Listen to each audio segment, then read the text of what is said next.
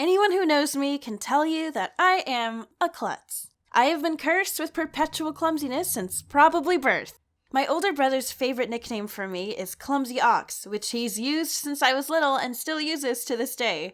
My brothers told me that when I was a baby, my head was so cartoonishly big that I'd fall over from wherever I was sitting, especially if I was on some elevated surface. For context, here's what I looked like as a baby. Take a good look at that chonker. They'd say in the middle of the night they'd occasionally be woken up by the sound of...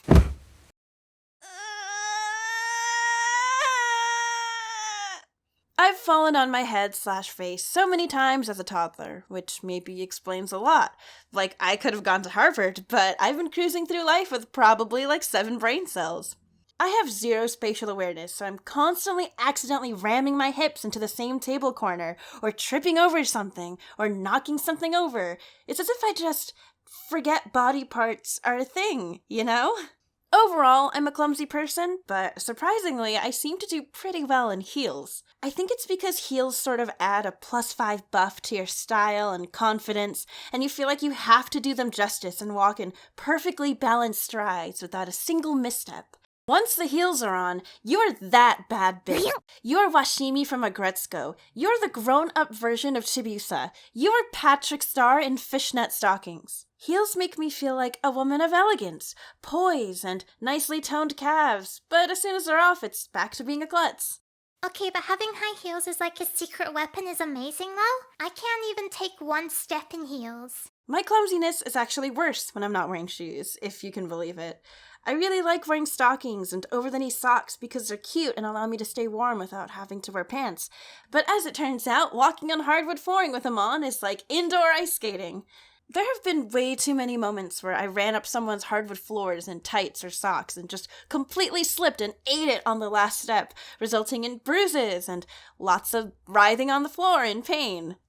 There's a few stories that stick out when I think about my clumsy moments throughout the years, and I'm just going to go through a few one by one in chronological order.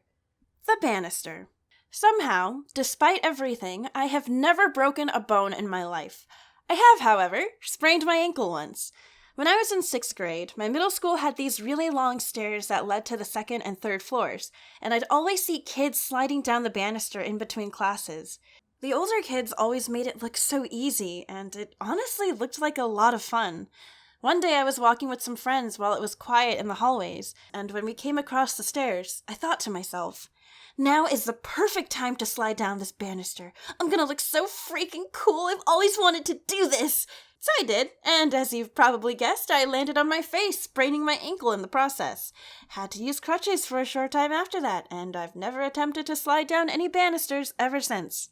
Oh my gosh, I remember wanting to try this too when I was little because I thought it would be so fun. But I was too short to even get up on the banister. It's probably a good thing though, because I'm pretty sure I would have done the same thing as you. The Pickles.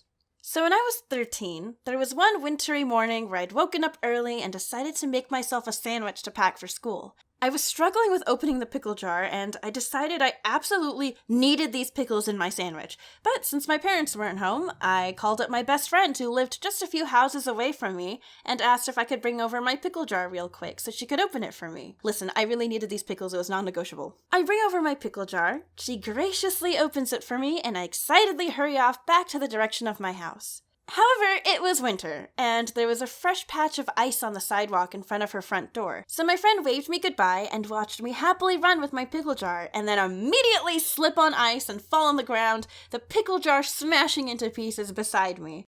She hurried over to where I was laying and yelled, "Oh my god, Emily, are you okay? Your hand is bleeding." And the only thing I could respond with was, "But my pickles." I had my sandwich with no pickles that day. Tragic. Skate Queen. A couple years ago, I worked as a camp counselor for one summer. It was a pretty fun and tiring job, though most of the fun came from going on field trips during the day, like laser tag, the zoo, ice skating, the park, etc. Ice skating was my personal favorite because it meant we got to stay inside a super cold building and get away from the scorching summer sun. But the most memorable trip for me would have to be when we went roller skating. This was my first time roller skating ever, and I was so excited to try it out. It was surprisingly difficult. I quickly figured out how to pick up speed and skate really quickly around the rink. But what did not come to me as quickly was figuring out how to brake. In an ice skating rink, you at least have walls you can kind of slam yourself into if you really need to stop yourself, but in this roller skating rink, there was none of that. In between the wall and the rink, there was a slightly elevated carpet area, and if you happened to go a little too fast and hit it, you'd be sent flying onto the carpet. I learned this the hard way. So kids, being the competitive, energetic little buggers they are, would ask, "Miss Emily, let's see who can go faster!" And, as the adult chaperone, the proper response would have been, "That sounds like fun, but as your camp counselor, it's my responsibility to make sure all of you are safe and having a good time, so I'm going to be taking it slow, but I'm more than happy to watch you skate as fast as you'd like." But instead, it was, "Oh yeah, bring it on, small child! I will leave you in the dust where you stand!" So being able to skate super fast around the rink impressed the kids for a short while, up until I inevitably caught my roller skate on the carpeted edge and threw myself onto the floor. And let me tell you, it burns when your skin rubs against the rink floor. And for some reason, I just kept doing it.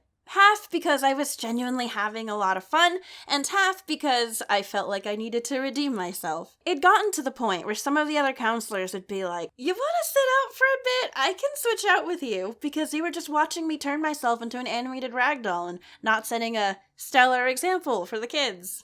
That sounds like fun, though. I tried roller skating once back in school, and it really didn't end well either. I put them on and instantly just slipped down to the ground and couldn't get back up. Imagine a turtle that's fallen on its back. That's what I looked like. I haven't tried skating again since then. One day, we were at a restaurant with friends. It was a restaurant where you could also pay to play board games at your table. I'd never seen something like that before, so I thought that was neat. It seemed like a nice restaurant, although the food wasn't amazing. We ordered the spaghetti, which was like $30, and we were like 90% sure that it was literally just canned spaghetti. Anyway, by the time we were gonna leave to go home, it started pouring down with rain super heavy. It was starting to look like some kind of water park outside. Since it looked like it wasn't gonna stop anytime soon, we had no choice but to just run for the car. It was intense running through the heavy rain. We didn't have umbrellas, so I was trying to cover my head with my hands and run fast. And then we finally reached the car, and I hopped in and just let out a sigh of relief to be out of that craziness. And then I looked up and saw a random woman in the driver's seat. I was so confused, it took me a moment to realize what was happening. The woman looked really shocked, and then I realized I'd hopped into a stranger's car. I freaked out and jumped out of the car straight away. I didn't say anything to her. I didn't even apologize. I just ran to Jordan's car and hopped in. He was just laughing like crazy while I was just dying from embarrassment, and we saw the woman in the other car speed away. Getting into the wrong car had always been one of those weird little fears of mine, and I can't believe I actually did it. I think I might have traumatized that lady a bit too. She probably doesn't leave her car unlocked anymore. I feel like a lot of people like to assume clumsiness is an inherently cutesy trait, like, "Oh no, I've tripped over a breeze and delicately fallen into your arms. I'm such a klutz." When in reality, it's accidentally bruising yourself a little too often, waking up your roommates because you ran into everything trying to walk to the kitchen in the middle of the night for a glass of water, having to spend extra time cleaning up spills and dropped items, accidentally breaking things, hearing something like, "Emily, how did you run into a screen door? What are you, a bird?" And overall just feeling kind of incompetent. But it's okay. I always have my heels of deception. Check out Wolfychu's part of this collab in the description to listen to her Clumsy stories, and also one bonus Clumsy story from me that I share in her video. This collab was a lot of fun to work on, and I hope you enjoyed watching me expose one of my more shameful qualities. Stay until the end of the fan art to hear a special announcement. Oh, and also, happy first video of 2020! I look forward to drawing and improving even more in this coming year, and I hope you enjoy the content I have planned. I wish something exciting happened for a change. Oh, hi, Prince. What you got there? Huh? A letter? Could it be a love letter? Oh, it's not. It's even better. I'm going on tour with my friends.